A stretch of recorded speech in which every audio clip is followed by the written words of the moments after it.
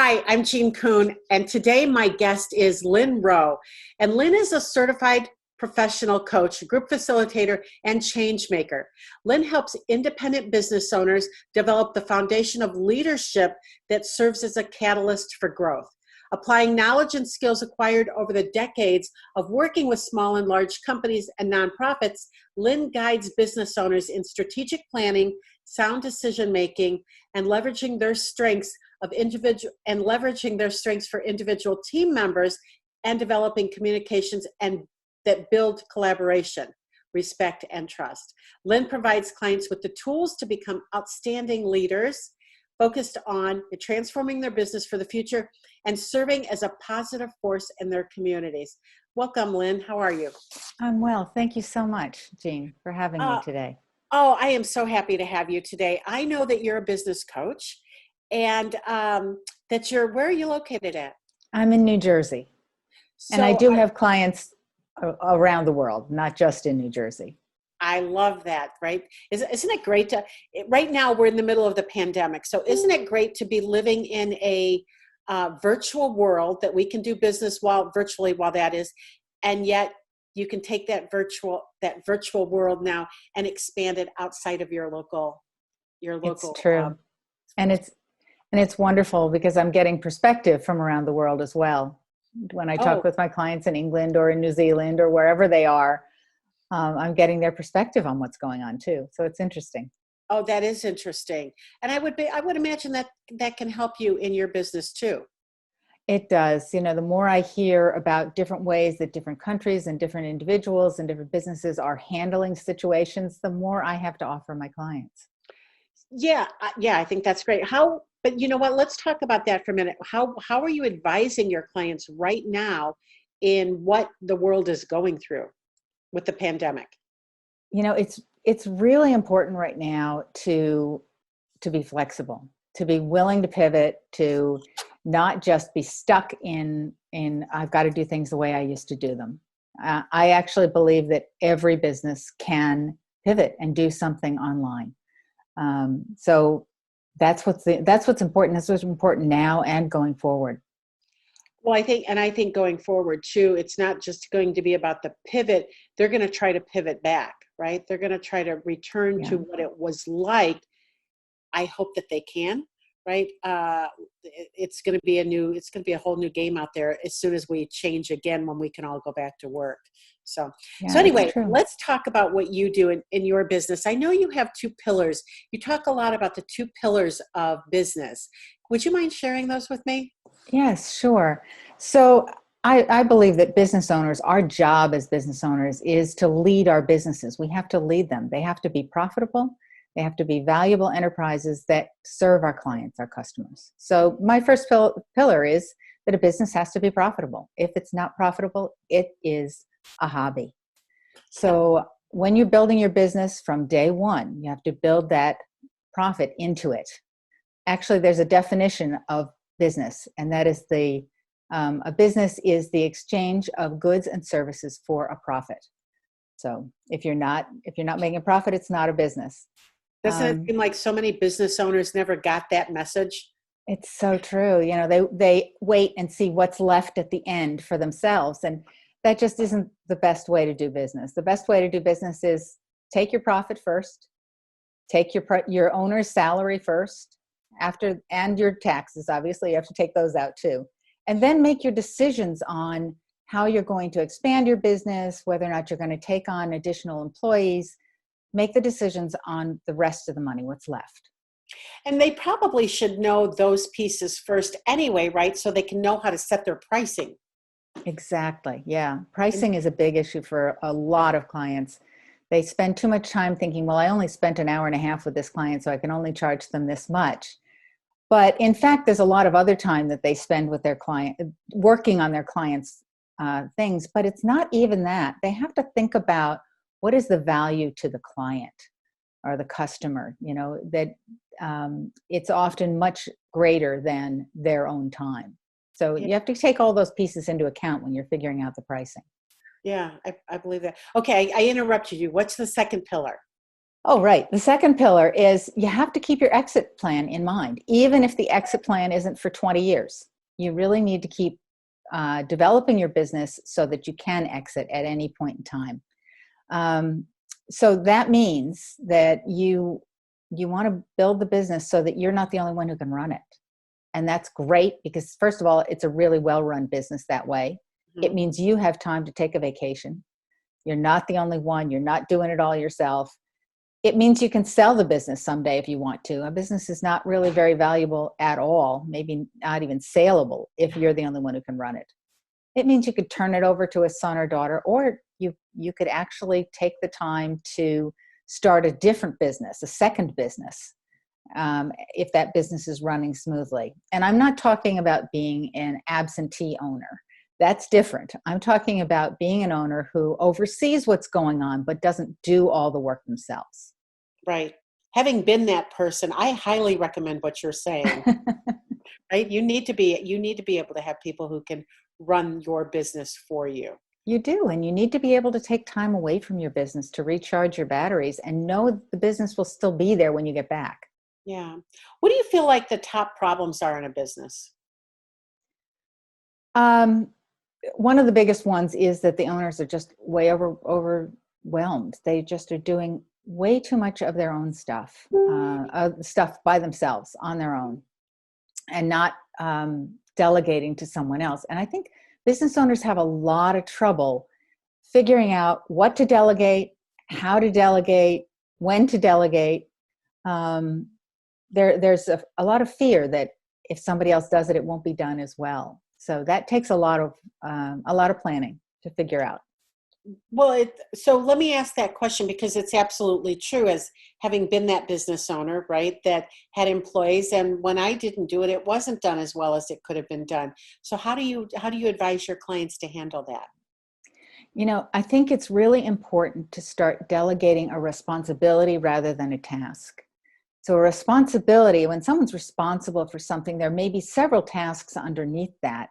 And they get a sense of satisfaction from having been responsible for doing it the right way to begin with. So it's a matter of training them to begin with, and then actually giving them a responsibility and letting them do it their way. As long as it gets you to the outcome you want, it's okay if they do it a different way from the way that you do it. No, I agree with you 100%. I wondered what your advice was to people for that. Okay, what's the next problem? Pricing is a big one. We brought that up a few minutes ago. As I said, clients often just don't think about their pricing in terms of, first of all, they don't take into account all of the things that it takes to do their job, but also then they don't think about the value that it provides to the client, and that's a really key part of it. It is, and I will tell you that I used to own a brick and mortar franchise, and when a new franchisee bought a store, she called me and asked me how much I charged for my chocolate per pound. It was a chocolate franchise, and I said to her, "Well, this is what I charge, but how much should you be charging?" Right? You're in a new building. I'm in an old building. I'm in a smaller space than you're at. You're in a bigger space. What's your overhead? What are you going to pay yourself, right? She had no idea. And I think that's what small business owners do. They look at their competition and then they want to undercut that. Yeah, it's important to know the ballpark that your competition is in, and so that you're not way out of line. But you also have to know your own costs, and you have to know what it is that you're providing to your customers and how valuable it is to them. Yeah. So do you have any other problems that you help your clients solve? Yeah, strategic planning is really a key issue. You have to think about where you want to be, and you have to make sure you've got a very strong direction to go. So I usually start with thinking about a 10-year direction. Where do we want to be in 10 years? Not specifics. Nobody knows what's going to be happening in 10 years, right? But I know this is the plan for this, right? If we exactly. But you need to know what direction you're headed so that you don't go off on tangents, so that you can keep yourself focused in the right area. Then we break it down to what do you do what do we have to do in the next 3 years? What do we have to do in the next year? And I bring it all the way down to, what am I doing this month? What am I doing this week? So that it's really the small actions that you take consistently on a daily basis that actually will get you to where you want to be in 10 years. Right. Having said all of that, that's the way I normally talk about it. But in today's world with COVID-19 right now, the time frame is really shortened. You still need your direction. This is where I'd like to be. So you can stay focused in the right place. But it's very difficult right now to be saying, this is where I'm going to be in a year. You can say, this is where I want to be in a year. So you can stay focused in that direction, and so that you can figure out that you have to be really flexible and make changes to get yourself to where you want to be. Do you have any clients right now that are brick and mortar? I do. Yep. I have a couple. And how are you advising them? Are they open, or did they have to shut down? So I'm going to tell you a story about one of my clients. She owns a massage studio, and she's a pretty big place. She's got 8 massage people with her, working for her. So it's pretty big. Now, you'd think that that's not something that you can pivot with, right? She has managed to take her business online. Now, if you can take a massage business online, I think you can take just about anything online. Right there, I guess that's what it would look like, right? That's funny. So tell us how she's doing that. So she's doing it 2 ways. She has individual calls with people where she's teaching them how to massage themselves, or teaching someone in their family how to help massage them. And specifically, they're shorter than a regular massage session, but it's to deal with the issues of sitting too long at a desk and all the other things from being home all the time. So she does that, and then she's doing group sessions where she's teaching people to massage themselves. Wow. To get rid of the pains and aches and pains that they have. So, yeah. Good for her, right? But you're right. If she doesn't, I guess she's closed up, right? If you can't pivot, if you can't figure this out on how you have to do business differently, I mean, we all know people that are just sitting back right now, not doing anything because they haven't stopped to think about how they need to pivot. They just think that this will be over soon. Right. It's so true. And, in her case, she's actually selling packages because people want to work with her as soon as she's opened again. Right. So not only is she selling her services when she's working with people online now, but she's selling packages for when she opens. And we were talking the other day about a great package for Mother's Day coming up. It includes an online thing for now and a full massage for later when they're open. Oh, that's awesome. What a great idea, right? Totally great idea. Yeah. I think that'll be a great package for her. So what do you, what are some things that small business owners can do besides that now that they're closed? I mean, for those that are closed, physically closed, besides that, what can they do? So, maintaining a strong customer relationship is really key. Contact your customers, talk to them, listen to them. If it's at all possible, call them on the phone, send them an email, let them know that you care. And it needs to be sincere. Don't send the mass email that says, this is what we care about. You need to be much more personal than that. So that's one thing you can do. Second thing, don't stop your efforts to reach customers. It's not, or potential customers. Use social media, use the email marketing, give them valuable information so that they'll remember you when you open up again. Another really great thing to do right now while you're closed, you have a little bit more time, really look carefully at the processes and procedures you have in place. As we grow a business, we start doing something one way, we keep doing it that way, and we keep doing it that way. And it's really not the most efficient way to do it. Right now, you have a little bit of time to think about how can you be more efficient? How can you be how can you do things better? So it's a great time to do that.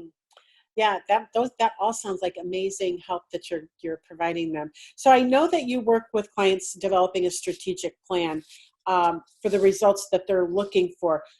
But how can you plan now in this environment? because we don't really know what's happening day to day. Yeah. It's really about having multiple plans. You know, I have a plan for if I'm opening on May 15th. I have a plan for if I'm opening on May 30th. I have a plan for if I have to pay another month of rent without any money coming in. It's really about having multiple plans. And the other thing that I think is really important is to start thinking about multiple streams of income, so that you're not in the future relying only on the one stream of income. Oh, that's something great that everybody should be thinking about. So you're advising your clients right now that they should be thinking, how can we implement another revenue stream or two into the business? Yeah. Oh, that's amazing. It has to still be within the purview of what they're doing. Don't Right. go off and start a whole new something at the moment. Exactly. Right. Yeah, you have to be clear when you say that, right? Yes, exactly. For those ADD clients. Yeah. So if somebody's loving what they're hearing from you and they're like, yes, Lynne gets me. She knows that this is what I need. How can they reach you? So you can reach me on my website, lsrconsultants.com, Okay. or you can call me. My number is 201-248-6606.